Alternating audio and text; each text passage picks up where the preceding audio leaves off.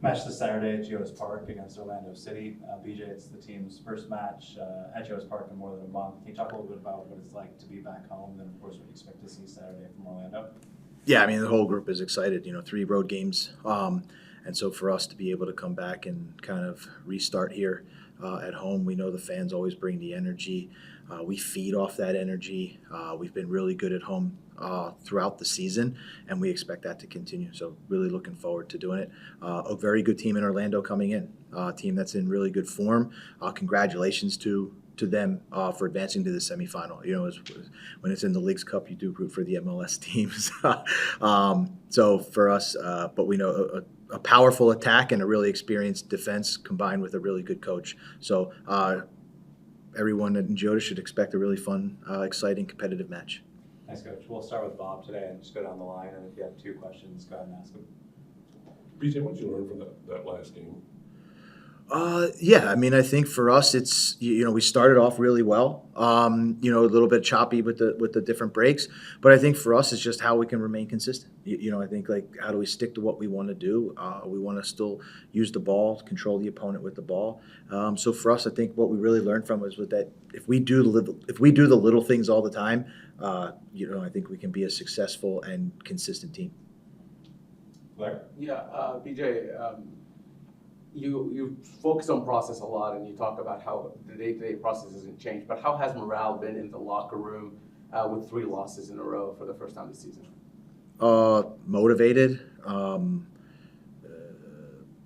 increase in communication, increase in focus. I mean, that's what I think you see out of an experienced team like this that expects to win. And you're right, we focus on process, but the process is because that's what we control every day, and how we come to work every day to get the results that we want, right? We are a team that wants to pursue trophies. We're a team that demands and expects to win games. It's just not something that we sit there and think about all the time, right? We know what the expectation is, but we want to be focused on how do we do that. And we do that by our day-to-day daily habits, doing the little things.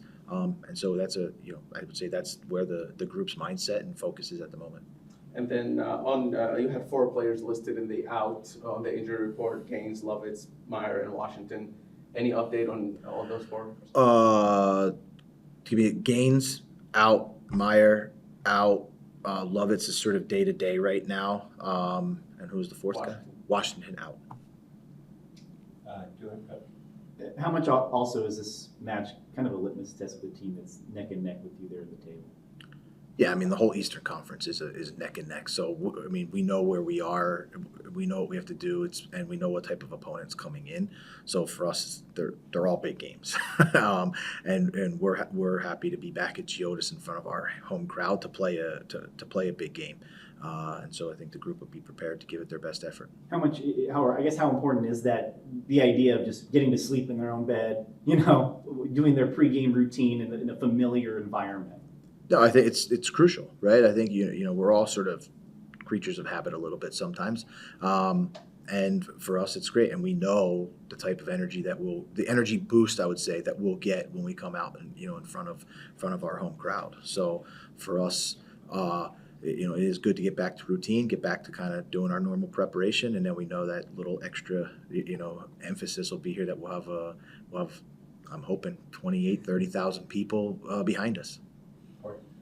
Obviously, you don't enjoy losing, but is there a value to getting punched in the nose as the playoffs approach? Because it's been a pretty smooth sailing for you guys all season. Yeah, I mean, I think you can learn lessons when you win and lose, for sure. I think the teams that have beaten us recently have taught us really good lessons, and we have to be humble about that. And that's what this group is about. Is sort of we're focused on how can we learn and get better, and you can find those learning moments in there and make those corrections. So I think for us, we're just kind of focused on continuing to improve in those certain areas. And I know you have to value opportunities, because you had opportunities early in the last one to really jump on New York. And that's something that we've talked about, right? Like that's something to talk about. And we've been very, in our group, we've been explicit about that. If we get a first goal, we want to get a second goal. We want to be a team that goes and can do that, a winning mentality. And we've had that, and it's still here. So it's not, we're still a good team. We believe that, and we look forward to showing that again on Saturday night. We're going to Ben on the Zoom. Yeah, hey BJ. Orlando, it feels like they're always just one of the teams that are just really tough to play against, and just not a ton of fun to play against, but also have a lot of quality in the attack. What have you seen from them this year, and what do you think has made them be able to string such a kind of successful run together over the last month or so? Yeah, I mean, I think there's a consistency in the group over the last couple of years. You have a really good coach in Oscar, and so you can see a really cohesive unit that's battled through long MLS seasons, had success, has won things. And when you look at uniquely to them right now, is that they have a very clear identity, and you look out there and they have, I would say, 5, even maybe 6 guys that can put up 10 goals or more in a season. And so, there's great depth to them. There's great quality and individual quality, right? You have guys that can take you on one-on-one. They have guys that can play combination play. So they're really a dangerous team because they can do a lot of things well. And then obviously you mentioned some of the left backs who are either day to day or out. And I know not having Dan and not having Alex last week meant that you were looking at just different options on the left side. Do you feel like maybe there needs to be a little bit more balance? I know a lot of kind of the attacks have started from the right side. Do you feel like there's anything that you guys need to do to maybe make it the left side a little bit more productive in the attack, or are you kind of happy with where things are? I mean, I think in general, we want to be a team that can control the opponent with the ball and move them side to side.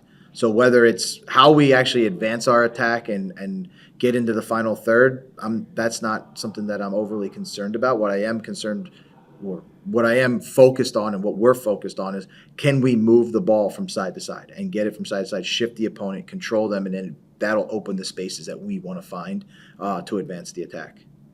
Jacob on Zoom? Yeah, BJ, obviously Walker Zimmerman came off the bench, missed a game against St. Louis, came off the bench against NYCFC.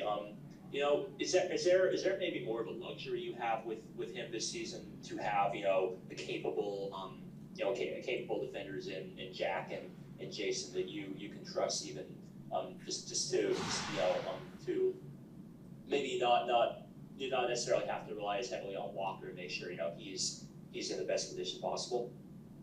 I mean, I think we want to create as much depth in the team as possible, and I think we want to create as much competition in the team as possible, and that brings out the best of everybody. And you can see that, specifically to the center back position.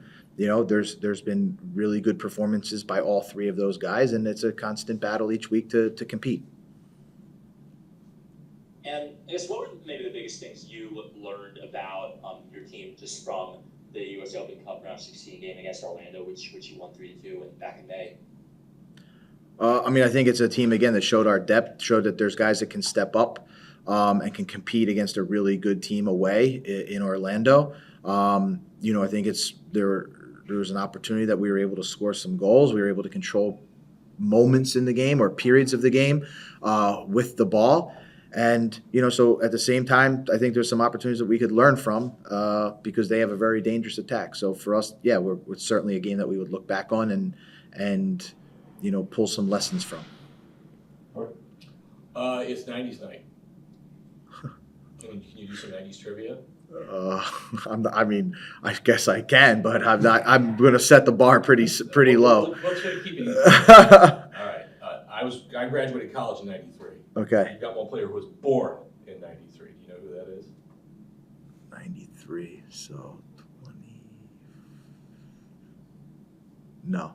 It's Walker. Walker in 93. Yeah. Okay. What was the top song in 1993 on the charts? I have no idea. Me neither. What is the performing name of Robert Van Winkle? No clue. Vanilla Ice. Vanilla Ice. All right.